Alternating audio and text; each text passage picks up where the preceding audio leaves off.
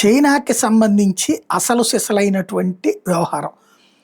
China వ్యూహకర్తలకి రాత్రిపూట కూడా నిద్రపట్టనటువంటిదే Malacca జలసంధి. మలక్కా డయమ్మా అంటారనమాట. డైలమ్మా అంటారు. భారతదేశానికి ఆ మలక్కా జలసంధి కేవలం 40 నాటికల్ మైళ్ళ దూరంలో ఉబారి స్థావరాన్ని నిర్మిస్తోంది. అదే గ్రేట్ నికోబార్ ఐలాండ్ ప్రాజెక్ట్. 81,000 కోట్లు.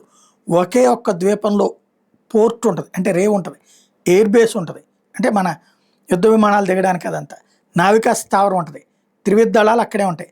మలక్కా జలసంధికి అత్యంత సమీపంలోనే రెడీ అవుతున్నాయి. ఫిబ్రవరి 2026లో నేషనల్ గ్రీన్ ట్రిబ్యునల్ క్లియరెన్స్ ఇచ్చేసింది. ఈ ఏడాదిలోనే దీని నిర్మాణ పనులు బిగిన్ కాబోతున్నాయి. గాలాదియా బే దగ్గర డీప్ సీ పోర్టు, 20 మీటర్ల డ్రాఫ్ట్తో నిర్మించే ఈ రేవు భారీ నౌకాదళ యుద్ధ నౌకలు కూడా వచ్చి ఆగడానికి వీలు కల్పిస్తుంది.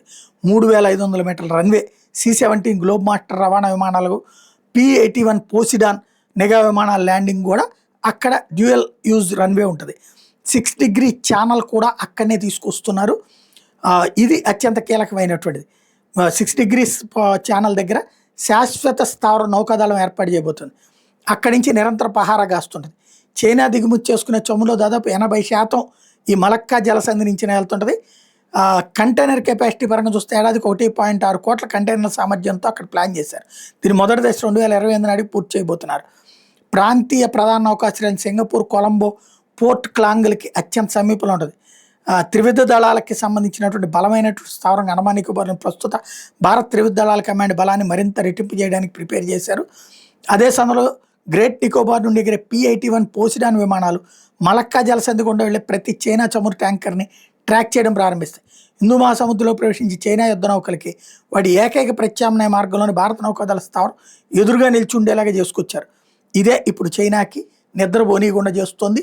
మన దేశంలో రాహుల్ గాంధీ ద్వారానో, సోనియా గాంధీ ద్వారానో, లేకపోతే మన ఆమ్ ఆద్మీ పార్టీ ద్వారానో, కోర్టుల ద్వారానో నికోబార్ ప్రాజెక్టుని అడ్డుకోవాలని చూస్తున్నటువంటి వ్యవహారంలో ప్రధాన ఉద్దేశం ఏంటంటే, మనం అక్కడికి వెళ్తే ఇక భవిష్యత్తులో మన చుట్టూ ఉన్న దేశాల ద్వారా మనకి చెక్ పెట్టాలనుకున్నది పోయి వాళ్ళకి మనం చెక్ పెట్టే స్టేజ్ వస్తుందన్నదే భయం.